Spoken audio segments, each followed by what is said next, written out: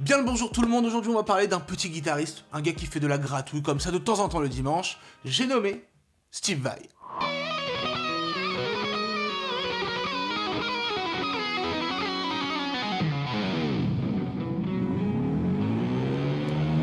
Bon, c'est vrai que pour ceux qui auraient loupé un train, Steve Vai c'est l'un des plus grands guitaristes que la Terre n'ait jamais porté. C'est un guitar-héros aux côtés de Satriani, Yngwie Malmsteen et compagnie, enfin voilà, c'est la clique des super-héros de la guitare. Alors c'est vrai que moi personnellement, c'est pas du tout mes influences, j'ai très peu écouté de Steve Vai. Désolé pour les puristes. Et d'ailleurs, j'en ai jamais parlé sur la chaîne parce que je me sentais pas trop légitime, j'ai pas une grande culture Steve Vai. Mais, on va dire que la personne m'a mis en PLS il y a quelques temps, car il a sorti et dévoilé sa nouvelle guitare, si on peut appeler ça comme ça, signature de chez Ibanez, la Hydra.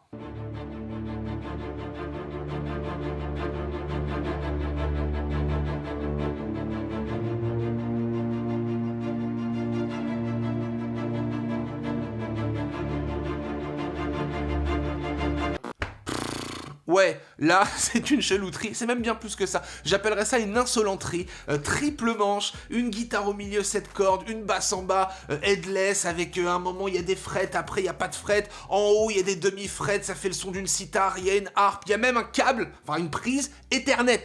Vous voyez le délire, avec des capteurs de partout, il y a des lampes, climax, révélateur, enfin... Mais la personne ne s'est pas arrêtée là, les amis. Non, non, non, il a fait une musique entière avec juste cette guitare. Donc, ce qu'on va faire, c'est qu'on va la regarder ensemble. On va essayer, entre 1,3 milliard de guillemets, d'analyser, car voilà, pour moi, c'est inanalysable, inanalysable. Et du coup, on va voir ce que cette musique donne avec un tel délire guitaristique. Bref, j'espère que vous êtes abonnés. Si c'est pas le cas, faites-le. Lâchez un mot pour me dire si vous kiffez ce genre de guitare ou pas du tout. Le petit pouce qui va bien. Et on est parti. Cette vidéo est sponsorisée par Sennheiser et je vous parle en fin de vidéo de leur système sans fil super cool qu'ils proposent. Comme je vous l'ai dit, le manche principal de sa guitare est une 7 cordes, donc je vais utiliser une 7 cordes. Désolé, je n'ai pas la triple manche, mais ça fera l'affaire.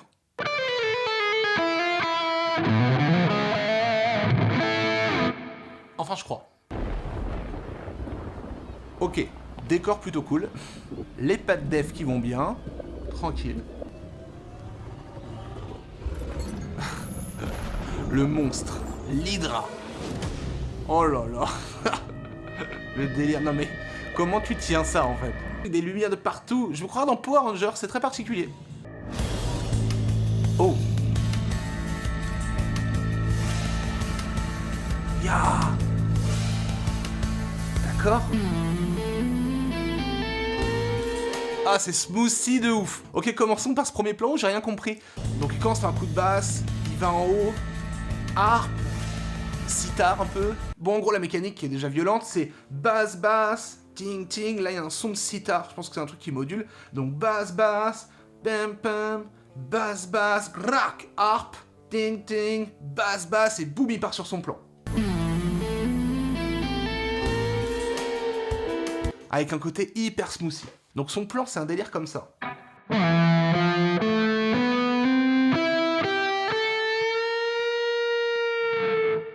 Et après, je ne sais pas comment il fait parce qu'il repart directement sur sa basse, mais il y a une note de guitare.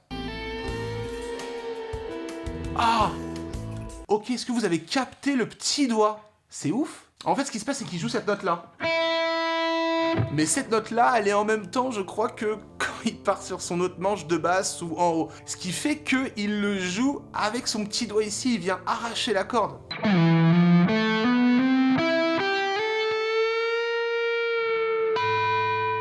Raté.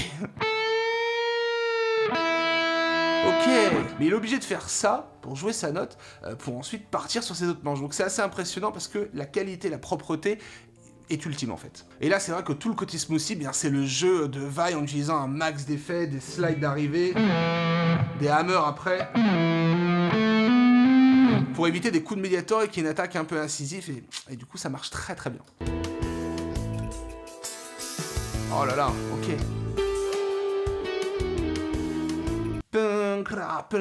Oh là là, comment il fait ça? Attends. Je vais relever juste le plan de guitare et après on va voir comme s'il y avait une motricité derrière à faire. Alors, on n'est pas sorti. On est ici.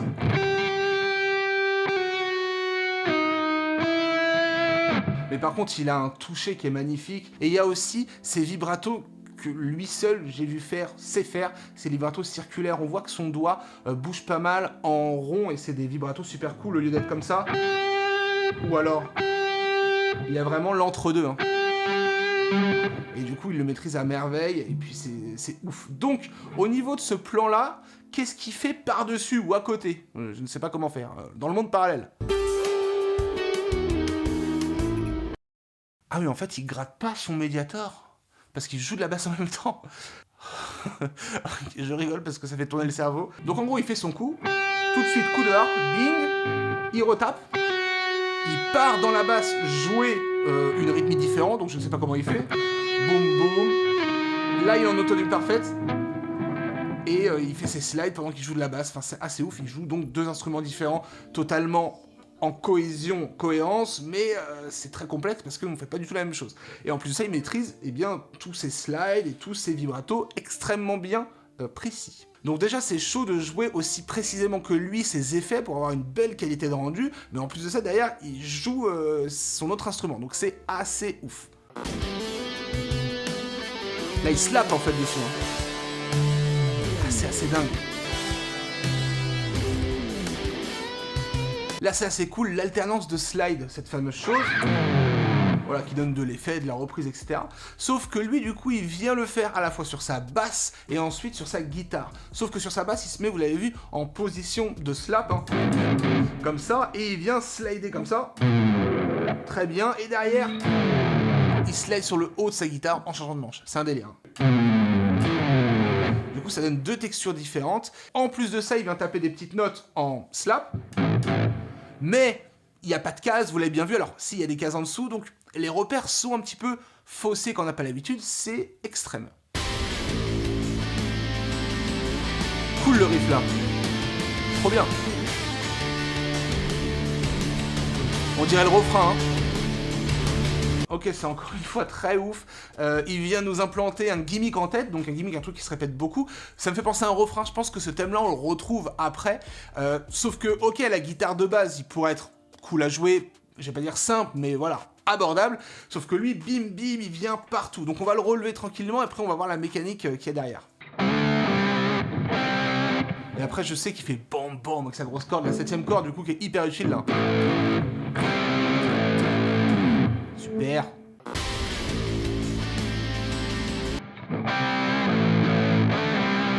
Voilà, juste une base de pentatonique jouée d'une manière très rock, très appuyée. Il prend juste son carré magique de la penta. Sauf qu'il vient faire des mini barrés pour faire des doubles notes. Et après, il alterne avec sa grosse corde. Ça marche trop. Des petits slides. Très bien, très rock, j'aime beaucoup. Ok, après il enchaîne encore avec des petites notes issues de sa gamme, en double ou triple note. Hein.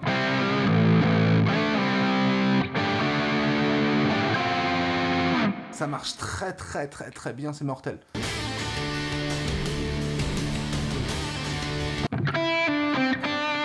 Ok.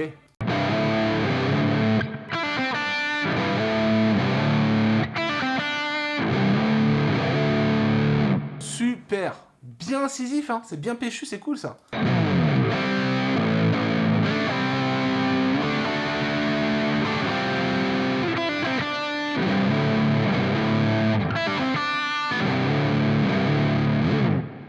Il est vraiment sympa à jouer, mais lui ne fait pas que ça. Déjà, il y a plein d'infos, mais lui vient taper la harpe, le truc, le si, entre chaque pause ou laisser sonner. Enfin, c'est n'importe quoi. On va voir un petit peu comment ça se passe, mais je crains le pire. Donc le pam, bom, bom. Donc là, je l'ai fait sur la guitare. Donc voilà, lui, il le fait sur la basse. Donc ça, à la limite, ça va. C'est comme si on faisait boum, boum. Bon, ça, c'est cool. Ok. Alors ensuite, il vient jouer sur la guitare, le manche du haut. Donc ça fait basse, basse, bing, bing. Ba, ba, ba. Ok, il y a une mécanique, hein, c'est de la danse.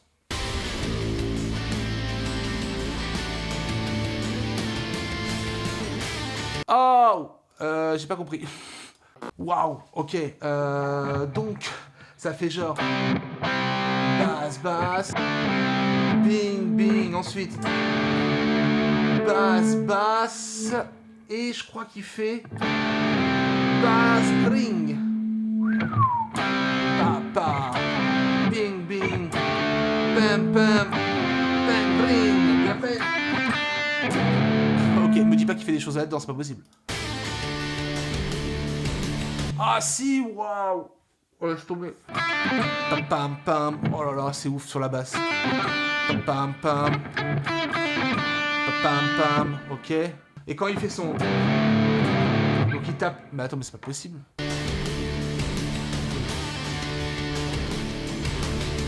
Donc il tape une fois. Ping, ping. Et en haut, il tape en même temps.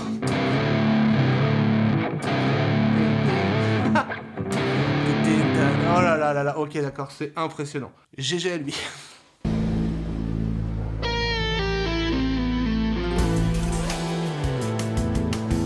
Pareil, encore une fois, écoutez le côté smoothie, l'intention de jeu, c'est très important. On peut faire une suite de notes qui marche bien, genre là par exemple, il fait ça.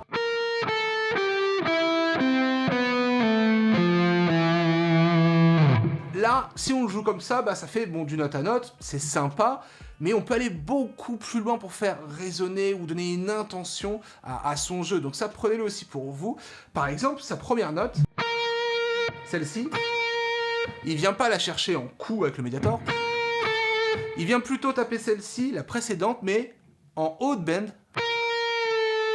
et redescendre sans coup de médiator, donc plus de feeling, entre guillemets, enfin plus de côté smooth, voilà, très agréable, chill quoi. Faut-il encore savoir où aller, hein, si on est trop haut. C'est mort, c'est faux, t'éteins la vidéo, on ferme le rideau, mais en gros... Et après c'est de l'alliage de pull-off encore une fois, hein, ce genre de choses. Au lieu de faire, on vient tirer, hein. Ça enlève le coup de médiator, donc ça enlève de l'incisivité. Et aussi le slide du coup, hein. Pour pouvoir se glisser, encore une fois, de la douceur.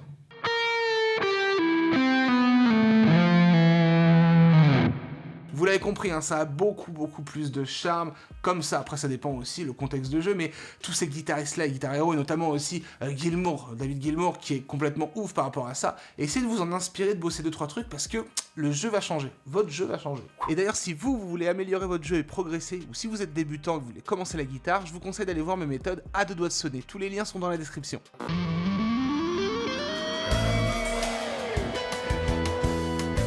Petite harmonique naturelle qui fait du bien, pour débuter ou finir sa phrase, mais qui n'est pas du tout là pour rien, parce que un harmonique permet d'enlever sa main. Et du coup, d'aller sur ces autres instruments, enfin ces autres manches, sur le même instrument. Enfin, vous m'avez compris quoi. L'alternance de slide. Vous voyez encore une fois l'harmonique qu'il lâche pour pouvoir partir. Voilà, il utilise sa guitare comme la nature fait que la guitare doit être utilisée. Hein. Ah, c'est une petite harmonique de mi, hein, qui est dans sa gamme. Et c'est mortel parce que du coup on peut finir des phrases pour partir ailleurs, ça donne même des idées pour notre propre jeu, c'est ouf. Et là je pars. Très bien, merci Steve.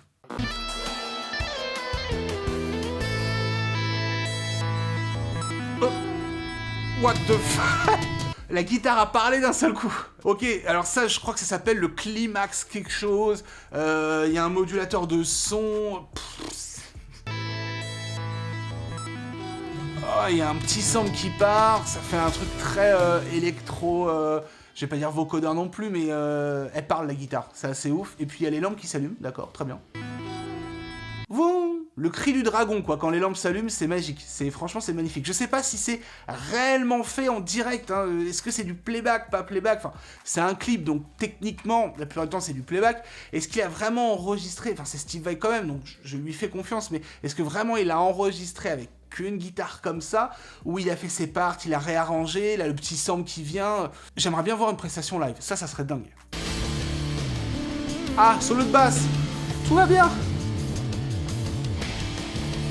Il a activé un truc, là. Ok. Je pense que les amis, on va terminer le visionnage. J'ai pris cher. J'ai pris très cher, faut que j'aille me reposer. Ok.